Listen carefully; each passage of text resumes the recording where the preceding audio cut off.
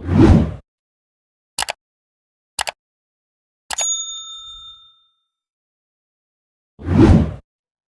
हिंद साथियों, स्वागत है आपका अपने YouTube चैनल MSGS अड्डा पर। आज मैं लेकर आया हूं आपके लिए इतिहास का वो टॉपिक जहां हम शुरू करेंगे शक वंश के बारे में। ठीक है, आज हम पढ़ेंगे शक के बारे में कि शक कौन थे, इनकी शाखाएं कितने भागों में बटी, ठीक है, और इनकी राजधानियां भारत और अफगानिस्तान में हुई, कितने पार्ट्स में, कितने भागों में थी, सारी चीजें हम डिस्कस करेंगे। ठीक है, तो उम्मीद करता हूँ आप लोग ठीक होंगे और मेरी क्लास आप लोगों को अच्छी लग रही है, पसंद हो रही है, आप लोग कमेंट्स भी अच्छे करते हैं तो बहुत खुशी मिलती है। और रिक्वेस्ट है आप लोगों से कि वीडियो को पूरी देखा करें, क्योंकि वीडियो बनाने में, अपलोड करने में से बहुत टाइम लगता है, बहुत मेहनत लगती है। आप लोग बीच में ही स्किप करके चले जाते हैं तो बहुत तकलीफ होती है मुझे। मेरा कोशिश यही है, मैं हमेशा यही कोशिश करता हूँ कि आप लोगों तक मैं अच्छे कंटेंट पहुंचा सकूं जो एग्जाम में आप लोगों के हेल्पफुल होगी। आइए बगैर देरी करें शुरू करते हैं आज की क्लास। तो आज की क्लास में हम लोग पढ़ेंगे शक के बारे में। ठीक है,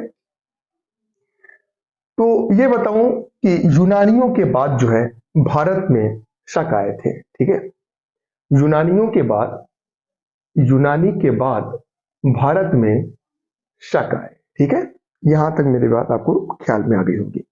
तो शक भारत में किसके बाद आए हैं? तो यूनानियों के बाद में शक आए थे। इन शक की जो शाखाएं थी वो 5 थी। कितनी? तो 5 शाखाएं थी। किसकी? शक की। शक की शाखाएं कितनी थी? तो 5 थी। और तथा हर शाखा का की राजधानी, मतलब इन 5 शाखाओं की राजधानी जो थी वो सिर्फ 2 देशों में फैली थी। एक तो भारत, अपना प्यारा देश, ठीक है, दूसरा अफगानिस्तान जो भारत की सीमा से 106 किलोमीटर की सीमा लगाता है, भारत के लद्दाख राज्य से। ठीक है, तो इनकी राजधानी, मतलब इनकी शाखा की राजधानी जो फैली थी वो भारत एवं अफगानिस्तान में अलग अलग भागों में फैली थी। ऐसा नहीं था कि भारत में मान लीजिए वो लोग आए उत्तरी पश्चिमी में तो वहां पे उनकी, ऐसा नहीं, अलग अलग राज्यों में, ठीक है, अलग अलग भागों में विभाजित थी। तो कितने भाग में इनकी शाखा थी? 5। तो पहला कहां पे था? पहला जो शाखा थी, पहली शाखा राजधानी वो अफगानिस्तान में। दूसरी शाखा जो थी, ये मैं लिख दूं यहां पर, पहली, दूसरी, तीसरी राजधानी, चौथी और 5वीं। तो पहली जो शाखा इन लोगों की थी, 5 शाखाएं थी। जो पहली थी वो अफगानिस्तान, दूसरी पंजाब थी और तथा इसकी राजधानी जो थी वो तक्षशिला थी। तीसरी राजधानी जो थी, जो शाखा थी इनकी, वो मथुरा में था। और चौथी भाग जो इनकी जो शाखा थी वो पश्चिमी भारत में, और 5वीं उत्तरी दक्कन पर तथा प्रभुत्व स्थापित किया। ठीक है, उत्तरी दक्कन पर। मेरे ख्याल से ये यहां तक आप लोगों को बात क्लियर हो गई। तो मैं आपसे एक चीज पूछूं कि शक भारत में किसके बाद आए थे? तो आपको याद हो गया होगा कि यूनानियों के बाद भारत में शक आए। इनकी शाखाएं कितनी थी? तो 5 शाखाएं थी। कितने देशों में? तो भारत और अफगानिस्तान में। ये कहां कहां पर अलग अलग भागों में विभाजित थी? तो अलग अलग भागों में मैंने आपको बता दिया, अफगानिस्तान, पंजाब जिसकी राजधानी तक्षशिला थी, मथुरा पश्चिमी भारत, और उत्तरी दक्कन पे इन्होंने अपना प्रभुत्व स्थापित किया। मेरे ख्याल से ये बात आपको समझ में आ गई। आगे देखें, राजा मो, किंग मो, राजा मो प्रथम जो है वो शक राजा था। ठीक है, राजा मो प्रथम शक राजा था। सबसे पहला जो राजा था शक का वो कौन था? मो, नाम मो। ठीक है, शक जो है मध्य एशिया के निवासी थे। ठीक है, पहले भारत के नहीं थे, ये मध्य एशिया के निवासी थे। जो भारत में आए थे वो चारागाह के की खोज में ये भारत आए थे। ऐसा हुआ था कि शक जिस मध्य एशिया के रहने वाले थे वहां पर चारागाह की कमी हुई और इनके जानवर, भेड़ बकरियां जो भी ये पालते थे, इन्हें चारागाह की खोज में ये धीरे धीरे करते हुए भारत में ये एंट्री करते हैं और ये भारत चारागाह की खोज में भारत आए थे। क्वेश्चन बनता है कि शक भारत में किसकी खोज के लिए आए थे? तो चारागाह की खोज में भारत आए थे। कौन? शक। ठीक है। शक कहाँ के निवासी थे? तो आपका आंसर होगा मध्य एशिया का। अच्छा ठीक, आगे देखें कि भारतीय स्रोतों में शकों को, किसको? शकों को सीथियन नाम दिया गया है। क्या नाम दिया गया है?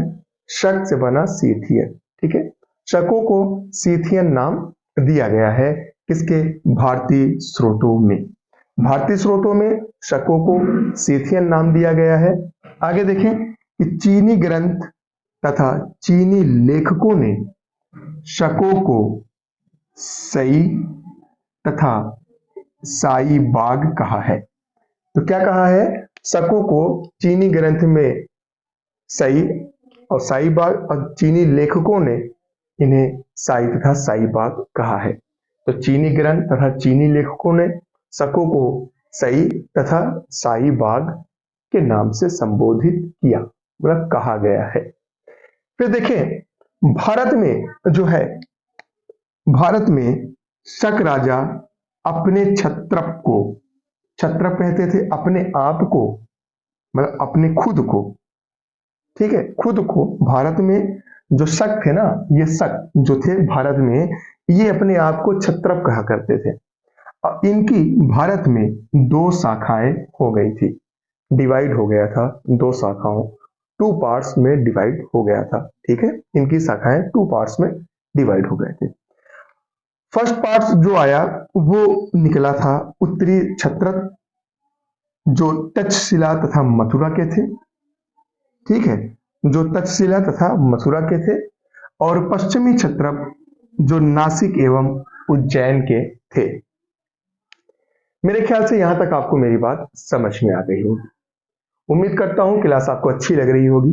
अच्छी लग रही हो तो प्लीज मेरे चैनल को सब्सक्राइब करें और बेल आइकन दबाना ना भूलें, क्योंकि आने वाली वीडियो सबसे पहले आपको मिले नोटिफिकेशन के लिए। ठीक है, जल्दी से आप लोग नोट डाउन कर लीजिए, फिर हम लोग आगे देखते हैं इसको।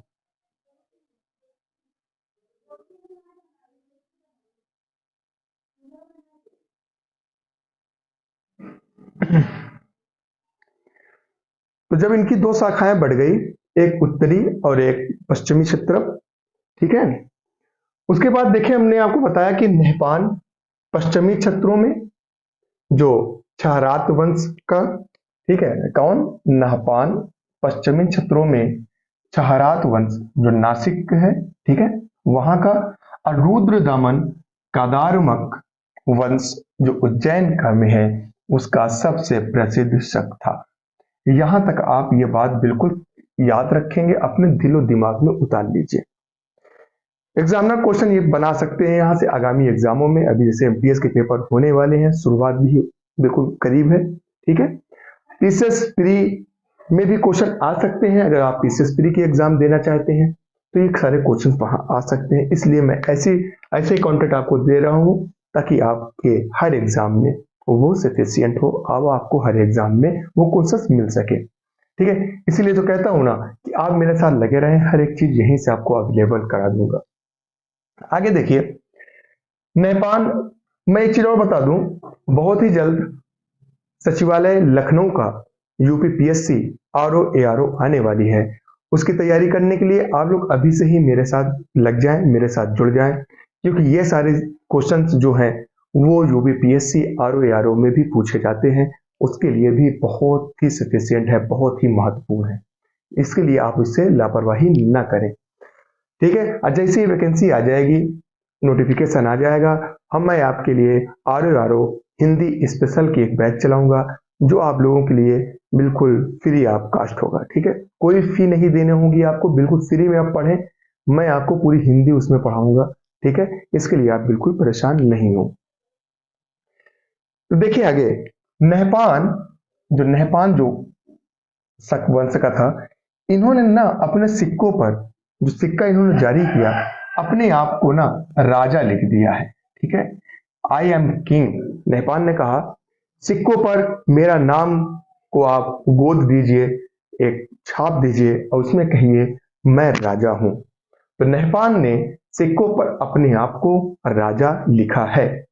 आगे देखें, रुद्रदामन प्रथम जो है 130 ईस्वी से लेकर 150 ईस्वी में भारत में कहां पर, इंडिया में शकों का सर्वाधिक प्रसिद्ध राजा हुआ है। सबसे प्रसिद्ध राजा कौन हुआ है, कहां का, भारत में 130 से 150 ईस्वी पूर्व में, तो उनका नाम है रुद्रदामन प्रथम। आप कब से लिख लीजिए, मैं पानी पी लूं।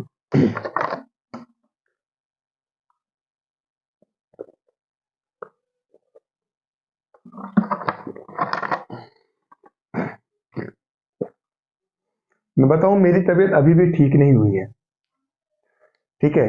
अभी मेरे बॉडी में बहुत वीकनेस है, फिर भी आप लोगों को पढ़ाना है, क्योंकि मैंने आप लोगों से वादा कर रखा है कि पढ़ाऊंगा, पूरे कोर्स कंप्लीट कराऊंगा, इसलिए मुझे करनी पड़ रही है।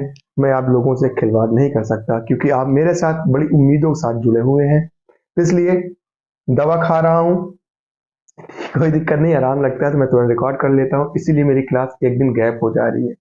लेकिन परेशान मत हुई, जल्दी ही ऐसा कुछ, जल्दी मैं ठीक होकर मैं डेली क्लास को अपलोड करूंगा, ठीक है। तो रुद्रदामन प्रथम जो 130 ईस्वी से लेकर 150 ईस्वी में भारत के अंदर, भारत में शकों का सर्वाधिक प्रसिद्ध राजा हुआ, ठीक है।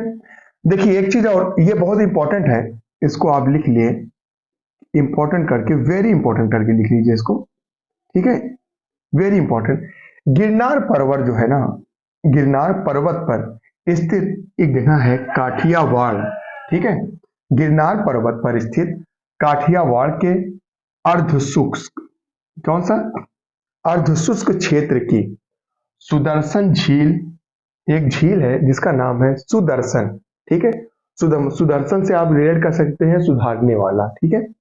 तो अर्धशुष्क क्षेत्र की एक झील है, उसका नाम है सुदर्शन। क्या नाम है इसका, सुदर्शन।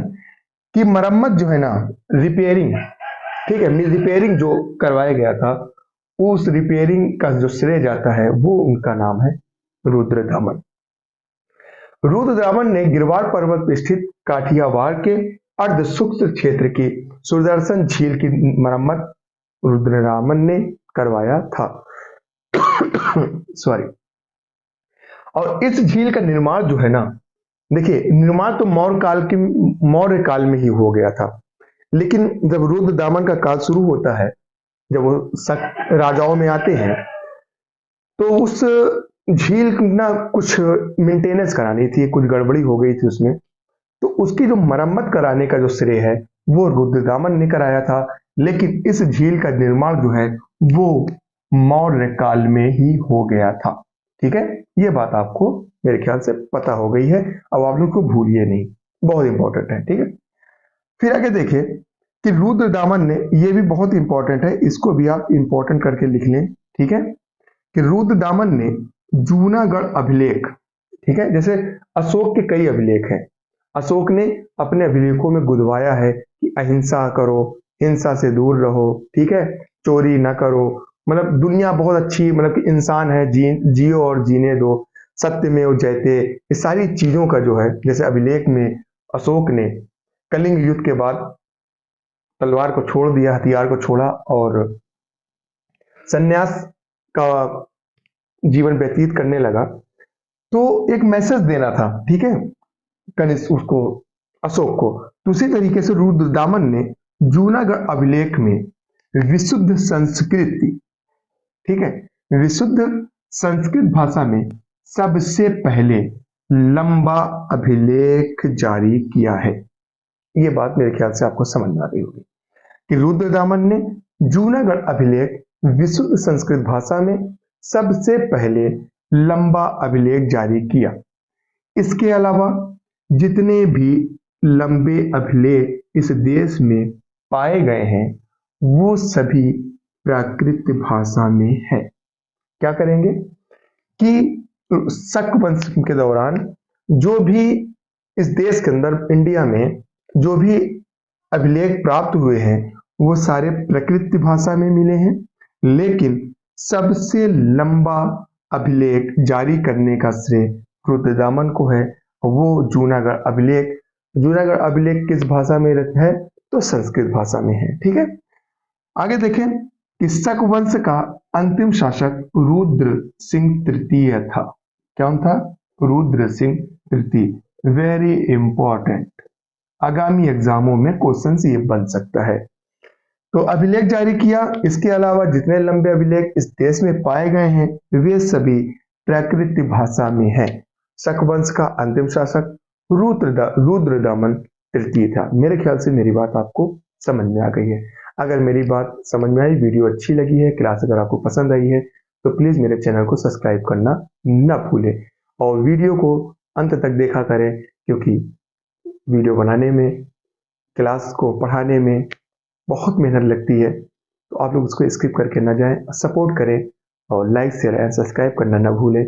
ख्याल रखें अपने आप का और उम्मीद करता हूँ आप लोग अच्छे रहते हैं और मैं ऐसी वीडियो आपके क्लास में कंटिन्यू रखूंगा।